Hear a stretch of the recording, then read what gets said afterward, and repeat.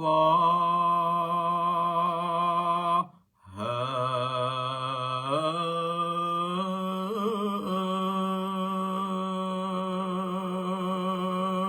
ยสาธาตั้งหลายเฮยหนุ่มเท้า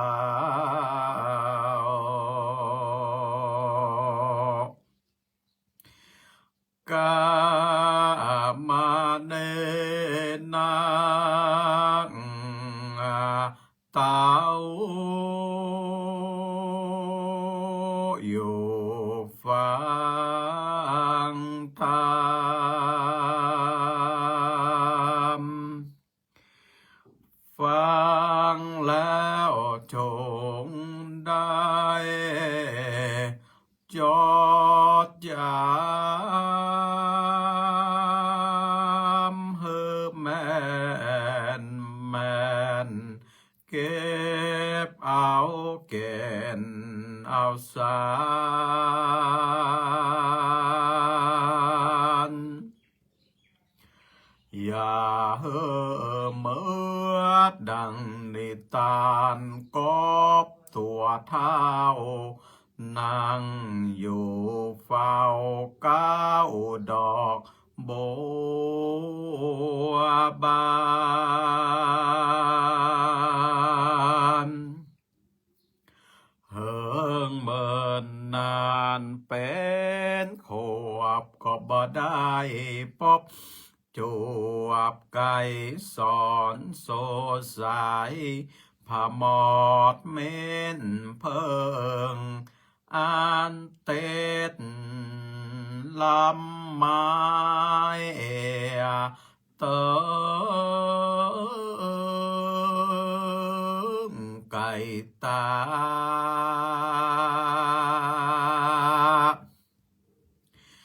ก็ปากันมาสอดล้อนเอายอดบัวไข่โอป่าไม้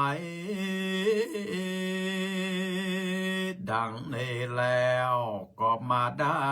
หนุ่มเทาหน่อเยิงใจ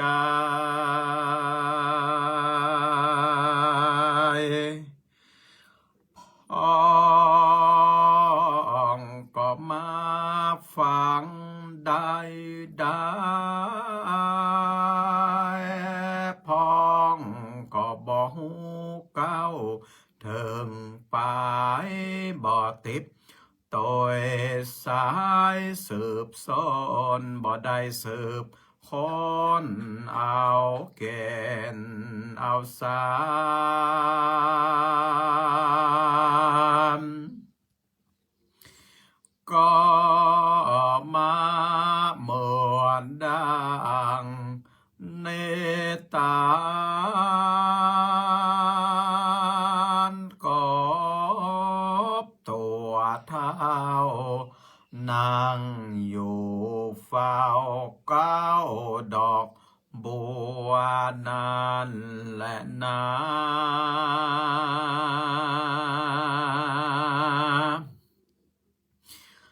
ตานตั้งหลายเฮ้ยโจคน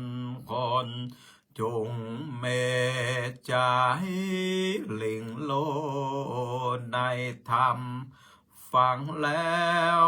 จงได้จำไว้เฮอมันเอาไว้ประดับในตอ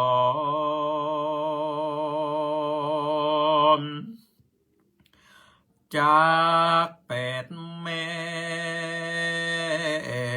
งมองค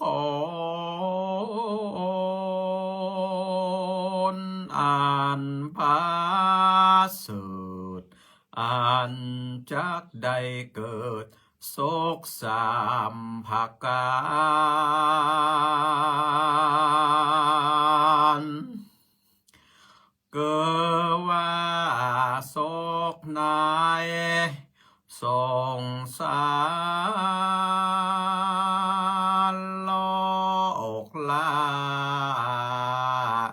โศกใน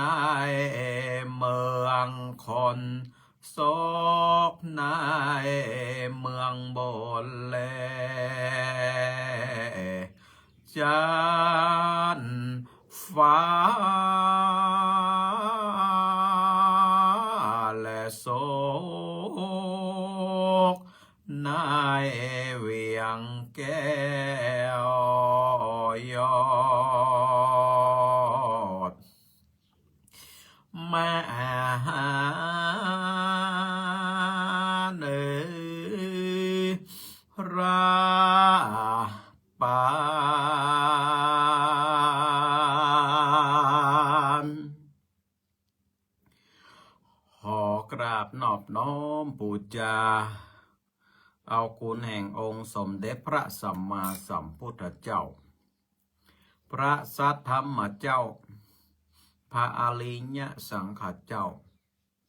เอาไว้เนื้อกระหม่อมจอมหัวกราบกะละวะไวสาตันพระมหาเถรานุเถระเจ้าทุกตนทุกองค์ด้วยความเคารพเป็นอย่างสูงเจริญพรบรรดาคณะสัตยาญาติโยมพ่อแม่พี่น้องท่านผู้ฟังนักศีลนักบุญคนเฒ่าคนแก่ละเอกละอ่อนเยาวชนผู้มีศีลมีธรรมผู้ใฝ่ในธรรมทุกผู้ทุกท่านวันนี้ก็เป็นวันเสาร์ที่19 เมษายนพุทธศักราช2568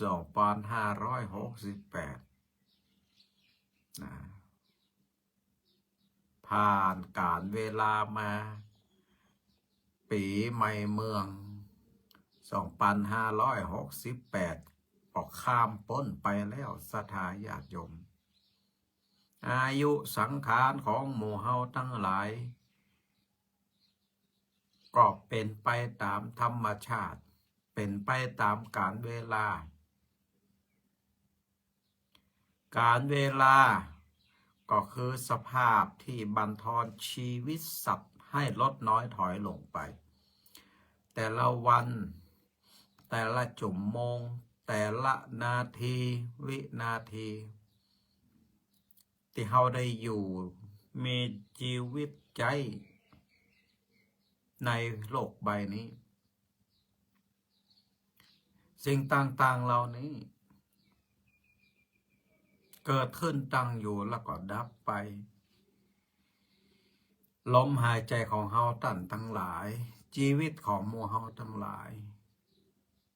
ลดน้อยถอยลงไปตามสภาพการเวลาอายุก็เท่าไปติ๊กสภาพร่างกายอะไรอย่างต่างๆก็จะเสื่อมโทรมไปตามกาลเวลาอันนี้เป็นของธรรมชาติปาสามารถที่จะเอาปิกคืนมาได้ศรัทธาญาติโยมเปิดเลยห้องว่าสังขารเนี่ยสังขารก็คือร่างกายของเฮาที่มันหมุนเวียนเปลี่ยนผันไปตามสภาพการเวลาของมันเป็นไปตามธรรมชาตินะสุดท้ายสังขารก็จะผุพังแล้วก็เน่าเปื่อยไปในที่สุดคงเหลือไว้แต่สภาพที่มันเป็นคุณงามความดีที่เฮาได้กระทำปั่มเปงเอาไว้เมื่อตอนยังมีชีวิตอยู่ศรัทธาญาติโยมจากนั้นในตอนมาเช้าวันนี้มาปะกับอาตมาภาพพระมหาสมชาตินันทธรรมิโกเจ้าอาวาสวัดหนองยาวเวียงป่าเป้าเชียงรายจากได้มาเทศนาธรรมปื้นเมืองเหนือเรื่องทาง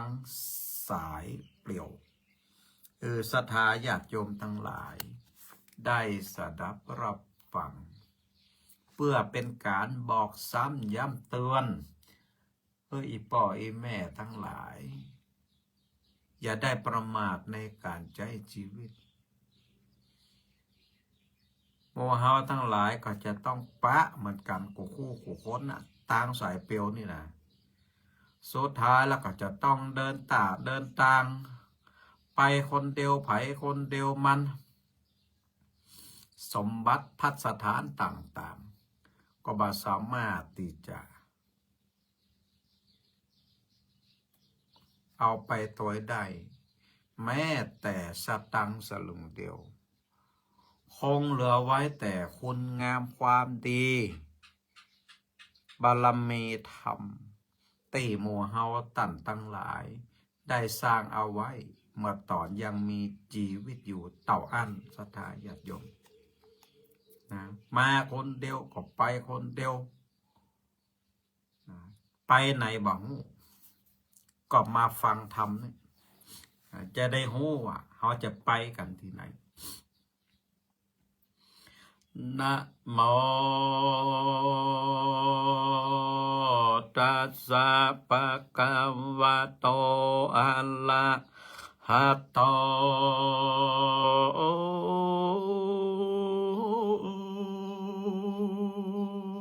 สัมมาสัมพุทธัสสะ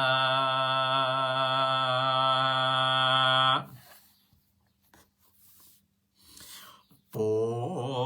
ญญาเนปาลาโลกัสสมิงปาเตถาหนเตปาในนานตืสาทโวโดลาสาปุลิสาตั้งหลายตั้งยิงใจน้อยใหญ่โพมักไฟกุศลผู้เตียวหนโลกลาไตลมฟ้าโลกโลเกโปเมใจแด่พาเสดงาบล้ำเลิศเจียงคานใจใส่บานบ่อเศร้าศรัทธาหนุ่มเทาเม็ดวงวานปอนน้อยปอนนานปอลงแม่ป่าศรัทธาเจ้าข้าตั้งไกลและกายตีตั้งใจพร้อมเพียงเอียงนามาฟังราชธรรมมาเตสนาเรื่องต่างสายเปี่ยวเพื่อเฮอสติปัญญาของหมู่เฮาตันตั้งหลายได้เชื่อฟังน้ำธรรมคำสอนของนอองค์โพธรสัมมาสัมพุทธเจ้าได้ตัดเป็นกาถาบาลีที่ถอยดังจักยิบยกสาธกเก่าแก่คือพ่อแม่ศรัทธารับฟังว่าสัพเพตา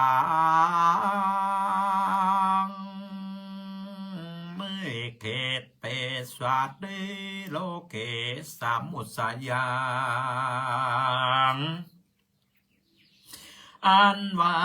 สัตว์ทั้งหลายเฮ้ยมวลโมติอาศัยอยู่บนปัทภเพในโลกีโลกลาไตลุ่มฟ้าสงสารเอาวิญญาณกำเนิดเวียนวายตายเกิดเวียนวนไปมาในนักการาวัตตะโลกกว้างบอกว่าเจ้าจ้างมหาราชาเป็นข้าสัทลาเดชจายิ่งใหญ่ฝูงคนไพ่ไตนอบน้อมวันตาบอกว่าเจ้าปะจาผู้เมอำนาจผู้นำเก่งกาจประธานาธิบดี นายกรัฐมนตรีผู้มีทรัพย์แม่หรือว่าหากเป็นคนการเมืองกาลาดจะหารตำรวจบอกว่าผู้หมวดครูบาอาจารย์ข้าราชการทุกหมู่ทุกเหล่า4849เนี่ยการมั่นคงบอกว่าพระสงฆ์องค์เนนตุกเจ้าคูบาแก่เท่าผู้เมบุญญาบอกว่าประชาเจ้าแน่เจ้าให้บอกว่าเจ้าไล่เกษตรกรหรือกรรมกรคนจรก่อสร้างบอกว่านายจ้างผู้มีเงินตราบอกว่าดาราศิลปินเอกพระเอกนางเอกผู้มีชื่อเสียงคนหูตัวตึงเมืองหูจักตัวแน่บอกว่าคนกาแซบเปี้ยนสากลบอกว่าคนรวยคนจนต่ำต้อยคนใหญ่คนน้อยคนตกขอตานกันอาวสานจีลังดังอันจำเป็นยอบยังฮือแก่มอลนาต้องละกายญานอนเหมือนขอนตอนไม้ละกายไว้ในโลกาต้องคืนอัตตากายาตัวเก่าเฮือธาตุไฟเอาร้อนธาตุดินธาตุน้ำไหลเล่นโซดินฝุ่นยาธาตุลมโหมกาลับลาล่องลอยกัดใจเป็นฝอยลอยเป็นอากาศร่างกายสภาพเป็นผงทุเลกายะอินทรีบทเตียงมันส่วนวิญญาณนั้นจำต้องล่องลอยโศกเศร้าเงาง้อยเดินไปคนเดียวในทางสายเปี่ยวจิตใจห่อเหี่ยวเหลียวมาตั้งหลังเหมือนดังรับฝันลุกตื่นหน้าตาบอดจืนเหมือนดังลงตางแสนตระมานอ้างว่างเศร้าซอยบางคนปิกไว้ไหวแน่มาบุตรบุตรตาคนหักยังบ้านเขาบ่ปากตาลบ่หูบ่หามแม่นว่าเข้าฝันเขาก็บ่สูงปล่อยเฮอดักจูกูอยู่คนเดียวเขาบ่แลเหลียวผู้ตายความแน่พ่อลุงแม่ป้าเขาก็ว่ากลัวเพการไปต่อยตีฝ่าจองฝ่าบานเขาก็ปากตานว่ากัวเอาผ้าคุมหัวสั่นเหียโยงขนลุกโยงเหงื่อไหล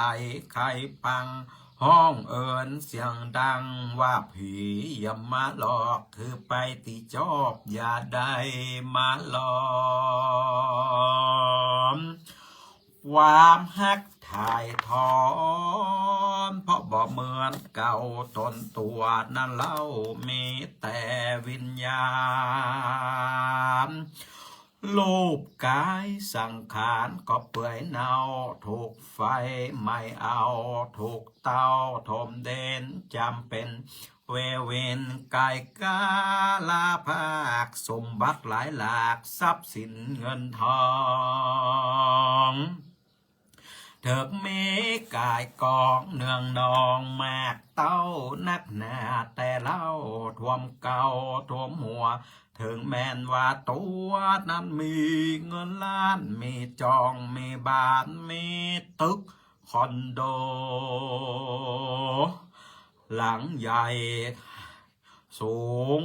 6-7 ชั้นส่วนรถใจนั้นก็ยี่ห้อ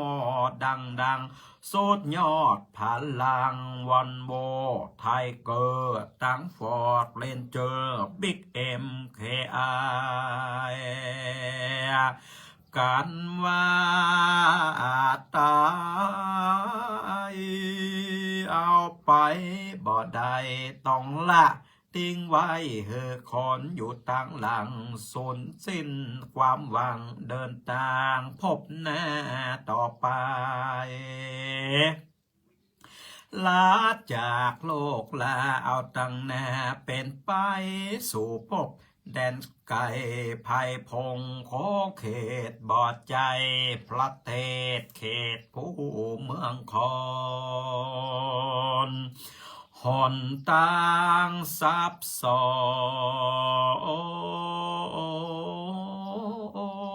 นมืดมนกำเศร้าบ่มีไผเล่าเป็นเปื้องเดินทางแสงสีเลือนลางเดินทางก็บ่ถูกมียมมาโทษจองจำนำไปโสดแทวิสัยแรงกรรมบุญบาปที่ทำเมื่อจากเมื่ออยู่เมืองคนนั้นจักบันดลสู่ติดีชั่วผลกรรมบ่หัวหายไปที่ไหนโปรดได้เมตจิตใจผ่องใสผาเสดทำเดล้ำเลิศสร้างแต่ความเดบนปารามีจากนำไปเกิดแดนเทพาเสดสวรรค์เมืองบนเป็นเทพเป็นพรหมเมืองบนจันฟ้าหรือเกิดแหล่งลามนุษย์เมืองคนเธอปะเทสนตระกูลมั่งคั่งเป็นผู้พร้อมพังยศศักดินาทรัพย์สินเงินคำบ่อดอยากกันส่วนผู้ใดนั้นจิตใจมองมัวบ่แยนบ่กลัวเวรกรรมบาปกาสิน8สิน5บ่มีกับตนบ่สร้างกุศลผลบนไปนาทำแต่บาปกาอกุศลาตั้งวัดตั้งวาก็บอกเขาวันพระวันเจ้าก็บอกเขาไว้สาตาสินภาวันแน่บ่มีสักหน่อยกัดว่ากาดก้อยมลาแน่อกุศลาเวรกรรมบาปเศร้าจักปาไตเต้าเข้าสู่อบายแดนตี้ยิงใจไผ่บอกใครเขาเพราะแดดนี้เล่าแม้แต่ตุกขีนาลกเอาเวจีเปลวไฟแผดไหม้ห้องหายเจ็บปวดกายแย่แดนนั่นแน่แสนตกมาดไม่บากขอนนั้นใส่แสนต่อหลับมันพอใจเลวสามทาลุนโคตรกากันว่าความน่าจากโลกเมืองคนกำเลยบันดอนเป็นสัตว์ต่ำไตต่ำจ้าบอดใบสัตว์เดรัจฉานลาคนมองผ่านไปเกิดเป็นเพศได้เกิดห้องเหตุเปรตตวิสัยหิวโหย กะหายบ่มีตีอยู่เอาตัวพร้อมหมู่อยู่แบบพร้อมโซเนราสุขโคหาสุขบ่ได้อาหารเลี้ยงใส่อาศัยผลบนที่เพิ่นกาลนหยาดน้ำไปเฮือบางคนเมื่อเตอบ่มีสินมีธรรมเป็นคนใจดำขี้ซ้อขี้สวกเลยเกิดเป็นพวกอสุรกายพวกผี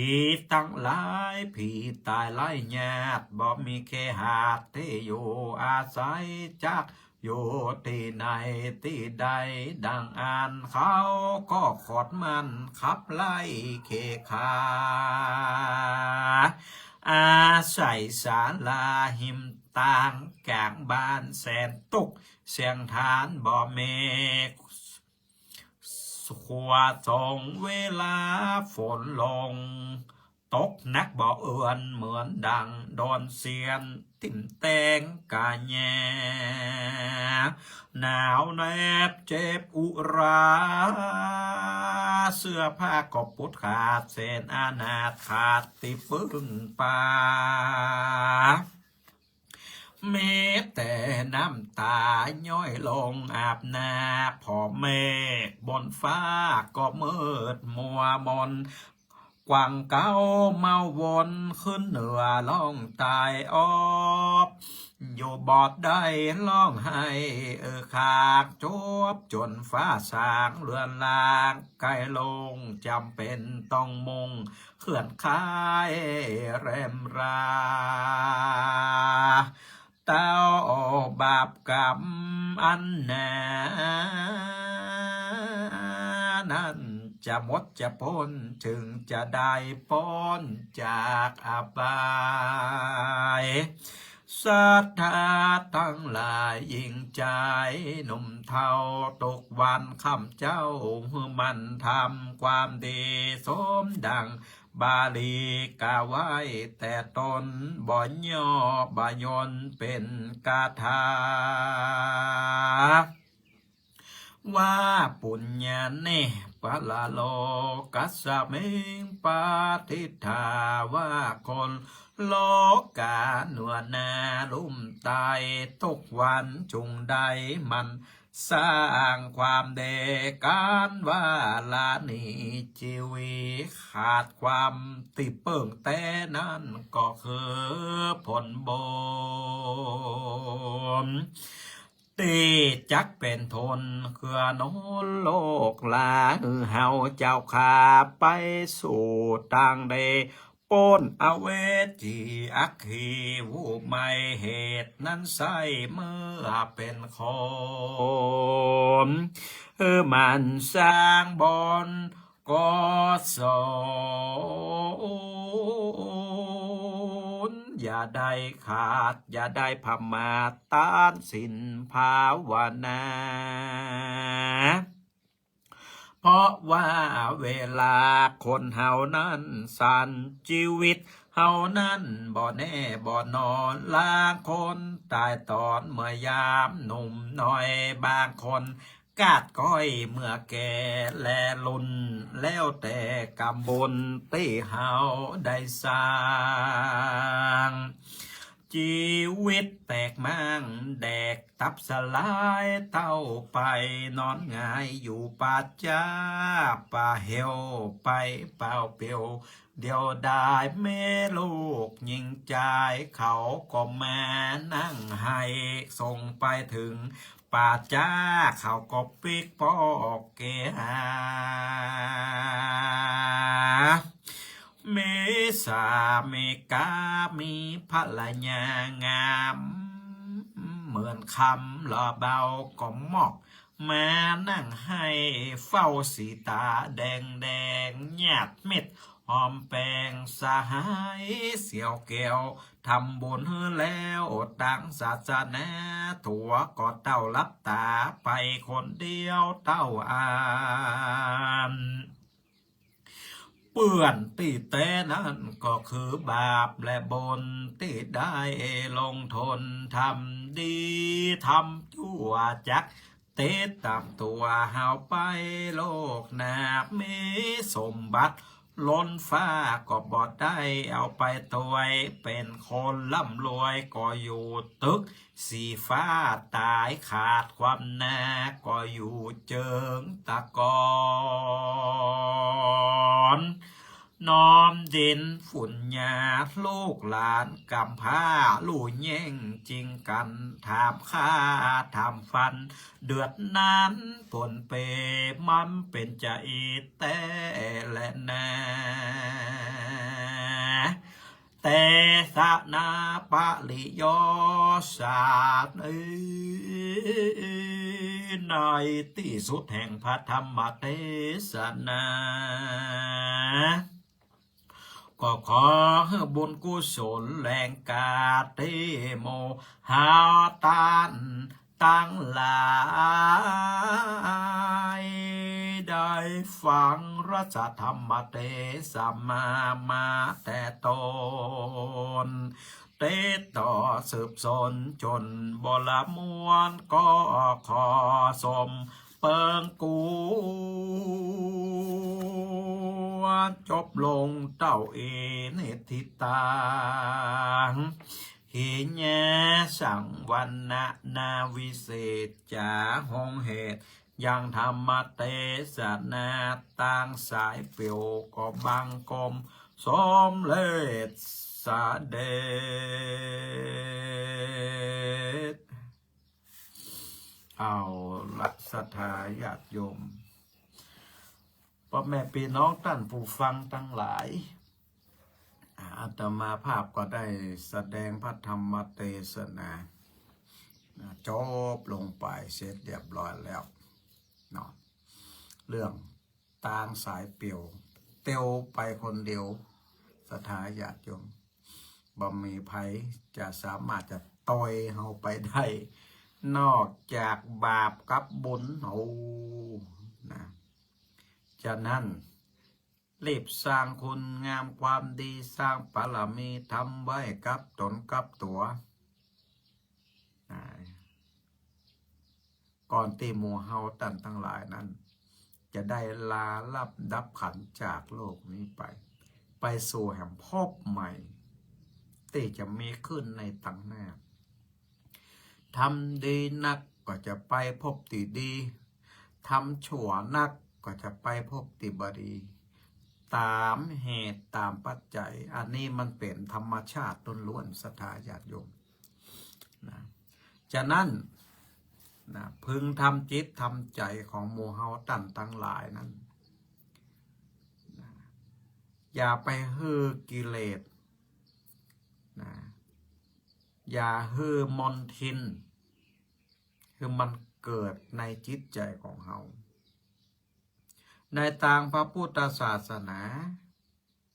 องค์สมเด็จพระสัมมาสัมพุทธเจ้าได้ตัดมนทินเก้าอย่างเอาไว้มนทินเก้าอย่างนั้นบนห้องว่าเป็นสังสกิเลสเป็นสิ่งที่ทำให้จิตใจของเฮาร่างกายของเฮามีความเศร้าหมองนะ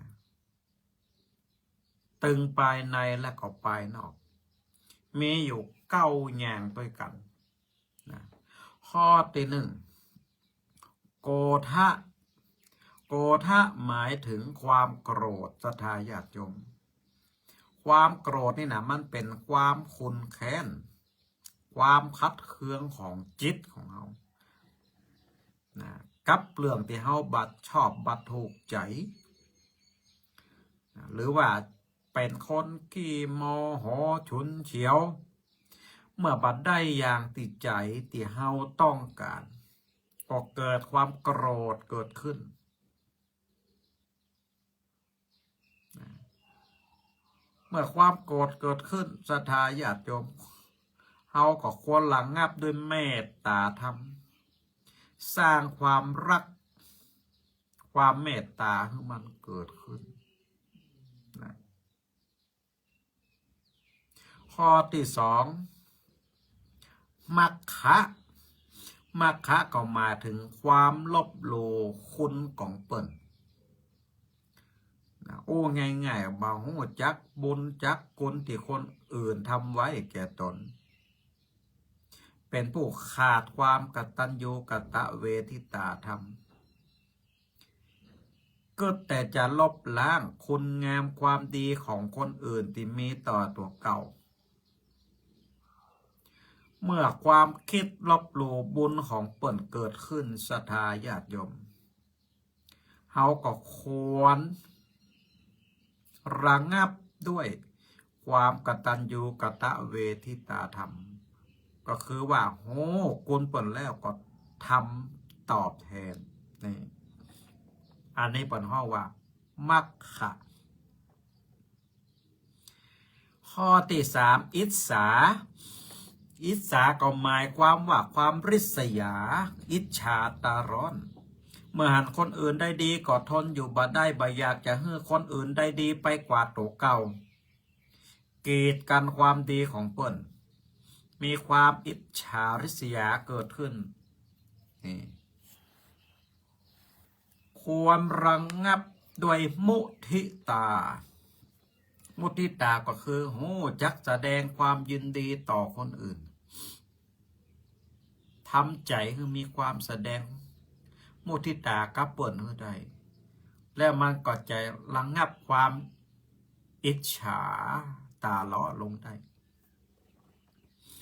ข้อที่สี่มัจฉริยะ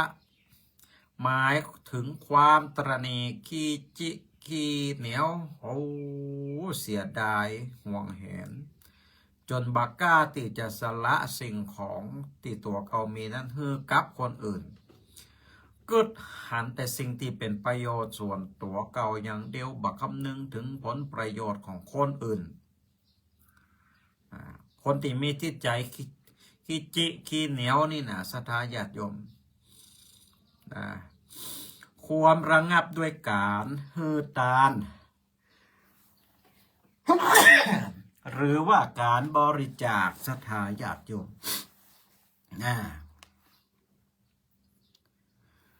ข้อที่ห้ามายามายาก็หมายความว่าความมีมัญญาสาไข่เป็นคนเจ้าเล่ห์เทอุบายเหลี่ยมจัด หลอกลวงคนอื่น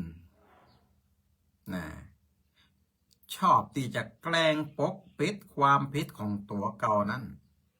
มาให้คนอื่นแต่ฮับโหบาโหบาชีทั้งที่ตัวเก่าทำผิดอันนี้เป็นห้องว่าคนมารยานะก็ระงับด้วยสัจจะก็คือความเป็นคนที่จริงอกจริงใจระงับด้วยเป็นคนที่ซื่อตรงมีความจริงอกจริงใจต่อคนอื่นข้อที่หกสาไทยะสาไทยะก็มาถึงคนที่โอ้อวดนะโอ้สรรเสริญทรัพย์คุณของตัวเก่าว่าดีจะอันดีจะเพื่อที่จะให้คนอื่นชื่นชมยกย่องตัวเก่าว่าเป็นคนเก่งดีอู้เง่งเป็นคนอวดดีศรัทธาญาติโยมเป็นห้อว่าสาไทยกรรมไทยเป็นว่าเอาไหว้ว่ามันยาสาไทยอย่านะเจ้าเล่ห์แล้วก็อวดดีนะเมื่อคนอวดดีเกิดขึ้นนะควรระงับด้วยอัตตัญญุตาก็แปลว่าความเป็นผู้รู้จักตนนะแล้วก็อปัจจยนธรรมก็คือว่าควรมีความอ่อนน้อมถ่อมตนนะศรัทธาญาติโยมบางสถานการณ์ที่เฮาใจชีวิตอยู่ในสังคมนั้นนะบางสิ่งบางอย่างเฮาก็จะไปอวดดีนะใครเจนถ้าเฮาอวดดี ก็จะมีคนบ่ชอบเฮา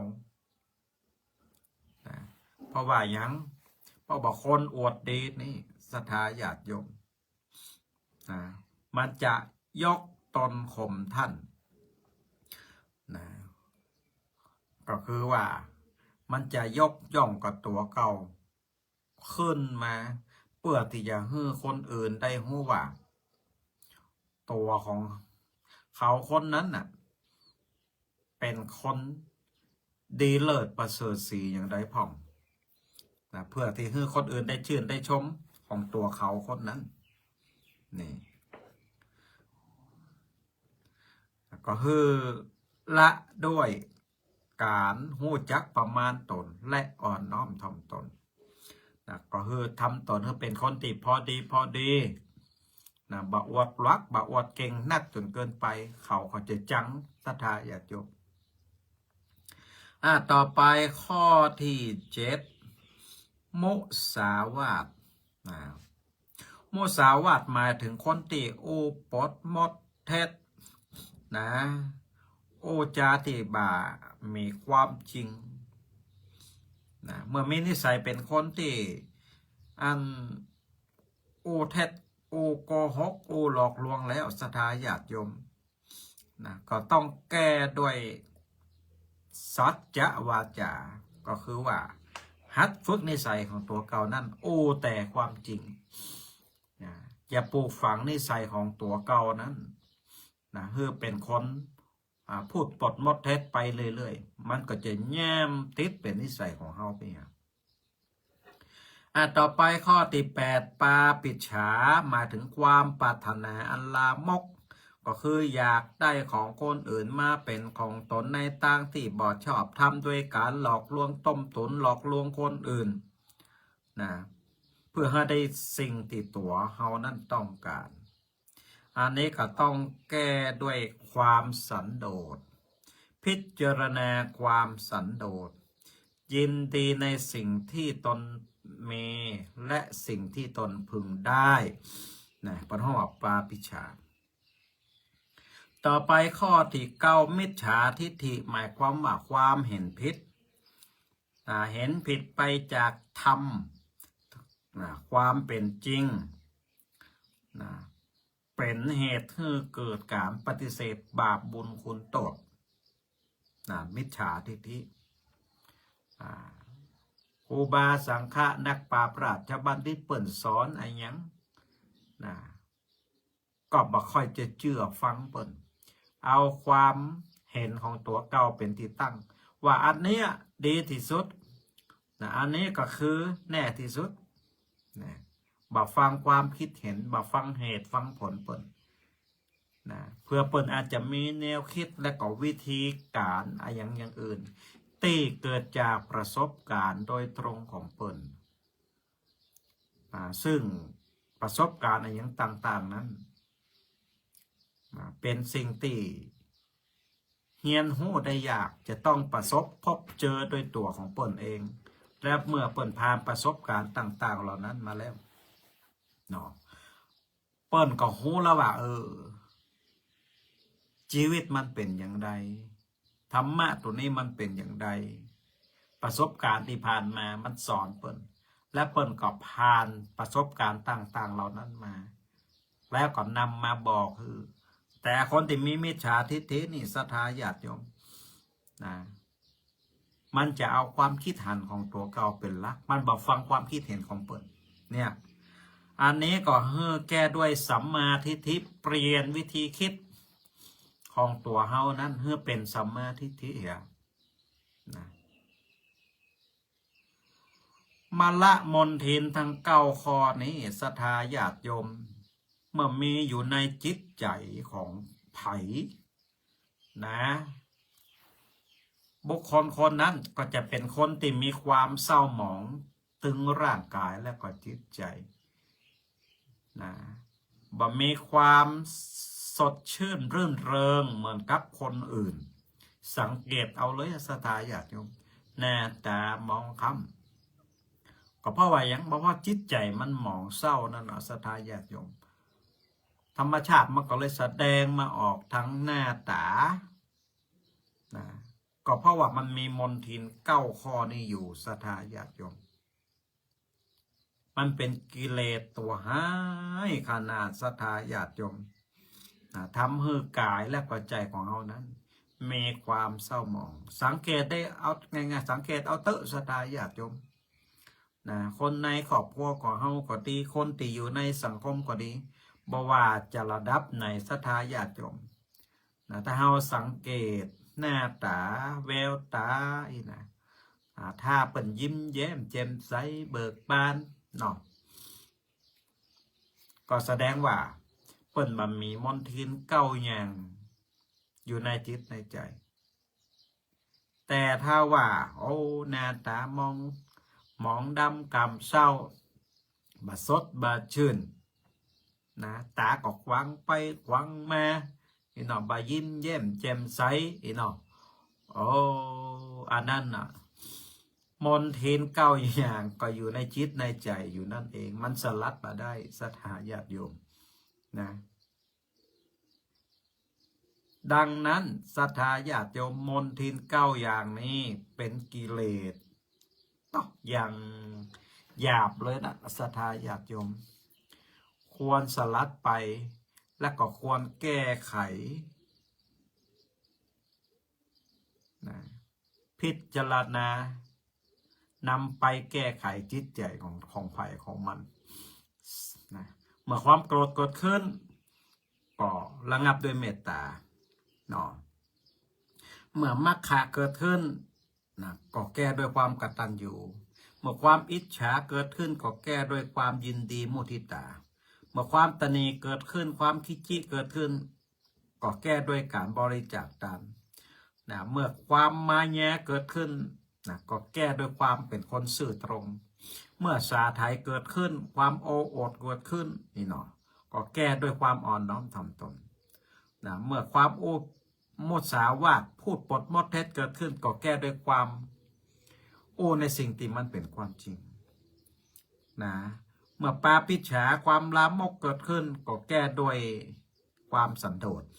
เมื่อมิจฉาทิฏฐิเกิดขึ้นก็แก้ด้วยสัมมาทิฏฐิอย่างเงี้ยศรัทธาญาติโยมธรรมะมันมีตัวแก้มันศรัทธาญาติโยม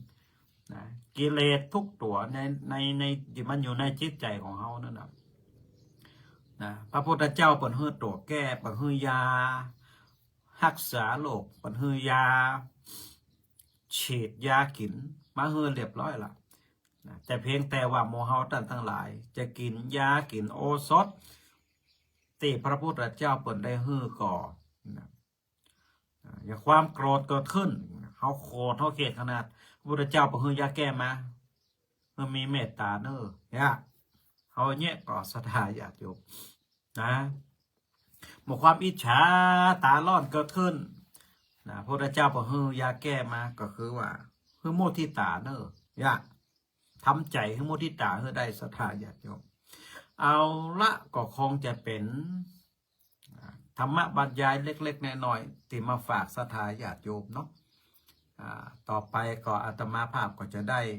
รับสายแนไม่จากศรัทธาญาติโยมที่อยู่ตั้งบ้านตั้งจองเบอร์โทรศัพท์ก็082 049 6971นี่เบอร์โทรวัดหนองยาวเด้อ082 049 6971โทรมาศรัทธาญาติโยมฟังอยู่ตีตังใดเนาะธรรมะวันนี้จับอกจับใจเป็นยังได้พ่องก็โทรมาได้082 049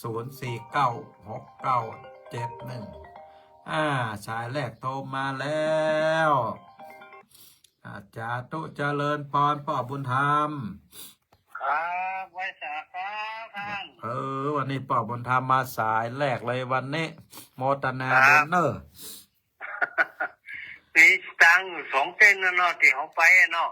แม่นละสีกับขาวกับดำเนาะขาวกับดำบาปกับบุญใครจะไปทางใดก็เลือกเอา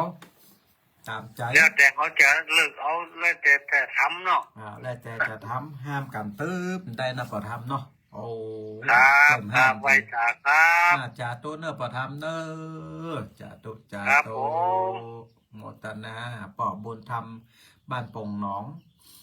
เปิดกอบติดตามทำตัวมาโดยตลอดเนาะวันนี้ฟังอยู่ตั้งบ้านตั้งจองนะก็เสนอแนะมาว่า โอ้ข่าวกับดำมันแล้วแต่เขาจะเลือกทำที่นะบางคนเนี่ยเลือกดำนักสถาญาติโยมเนาะเลือกขาวนี่ประใครเลือกกันนะคนดำนั่นก็คือหมายความว่าคนติดใจมันดำสถาญาติโยมบางหัวตั้งศีลตั้งธรรม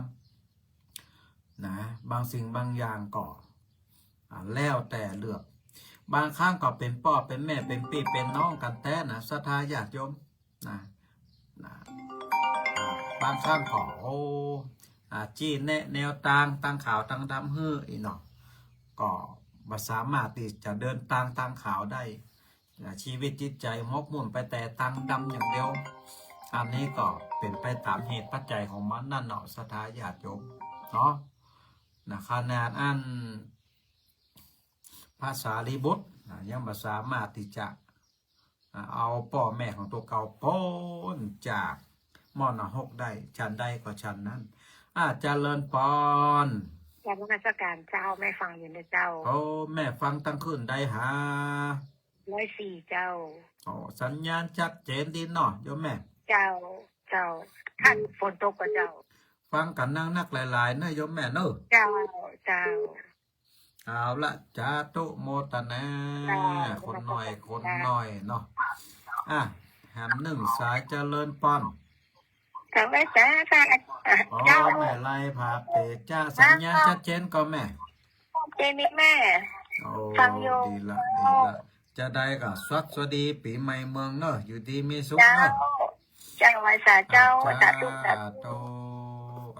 อันนี้เก่าวันนี้ศรัทธาญาติโยมกระโทรมาให้กำลังใจเนาะเสริมกำลังใจให้กันและกัน ส่งความดีผ่านทางวิทยุผ่านทางเฟซบุ๊กผ่านไปตามคลื่นเจริญปอน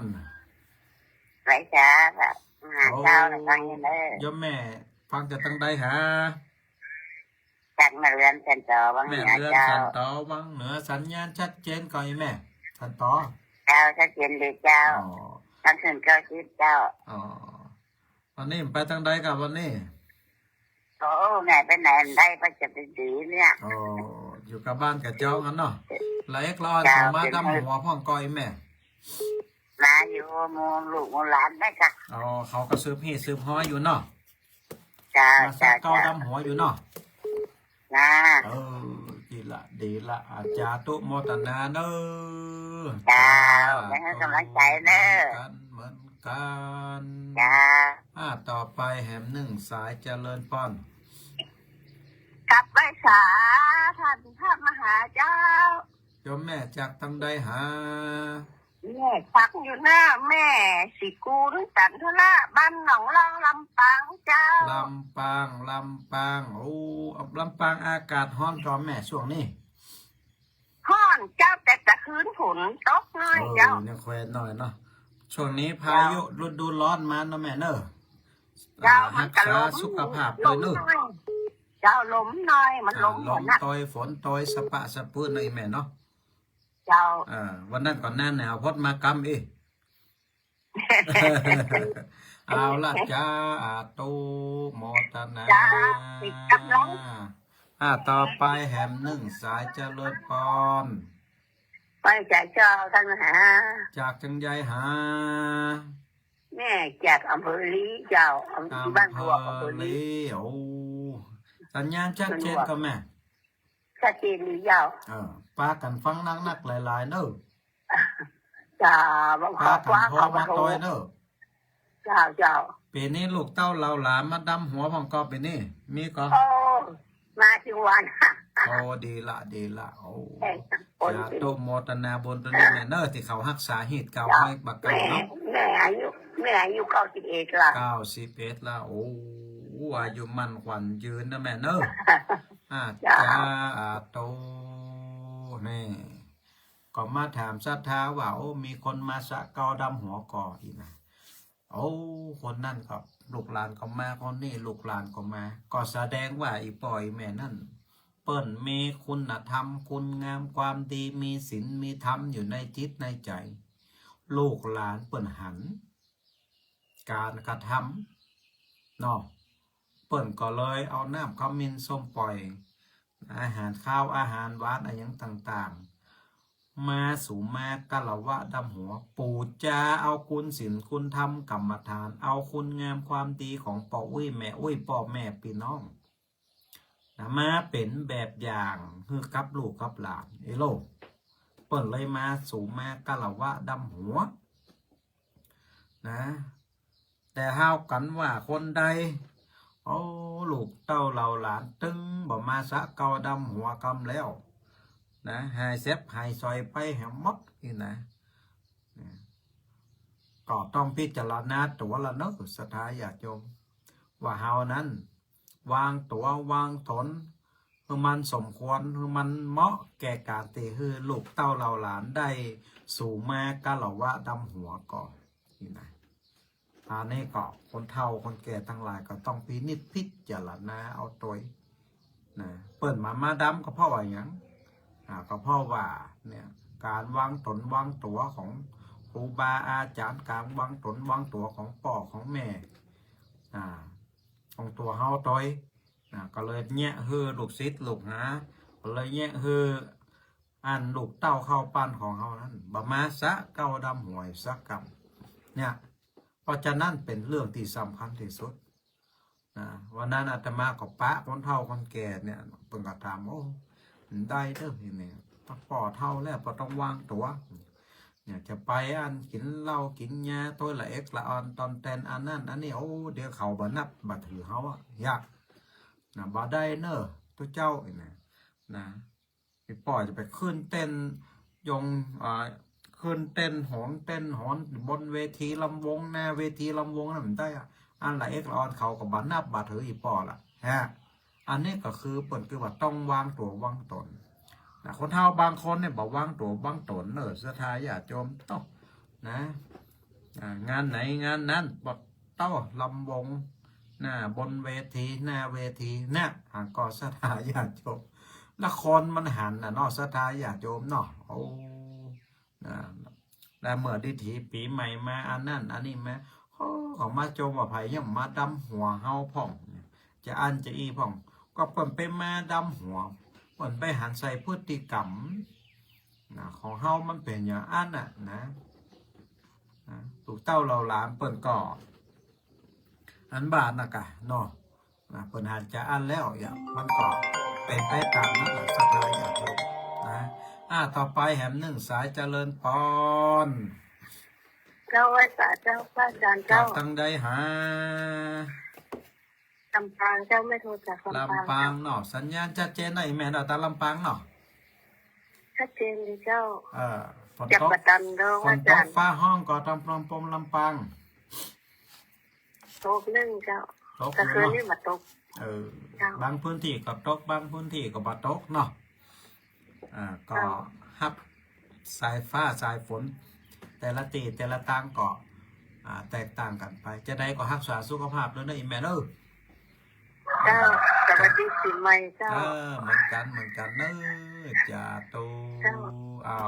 ละเวลาหมดเวลาเนาะอาตมาภาพก็แสดงพระธรรมเทศนามาเป็นระยะเวลา1 ชั่วโมงก็ขออำนาจคุณพระศรีรัตนตรัยบารมีธรรมองค์หลวงพ่อพระเจ้าแสนแสวัดหนองยาวจงได้ปกปักรักษาศรัทธาญาติโยมทั้งหลายให้ได้อยู่ดีมีสุขมีอายุมั่นขวัญยืนในดิถีปีใหม่เมืองเหมือนกันกูคู่กูคนเนอเจริญปอน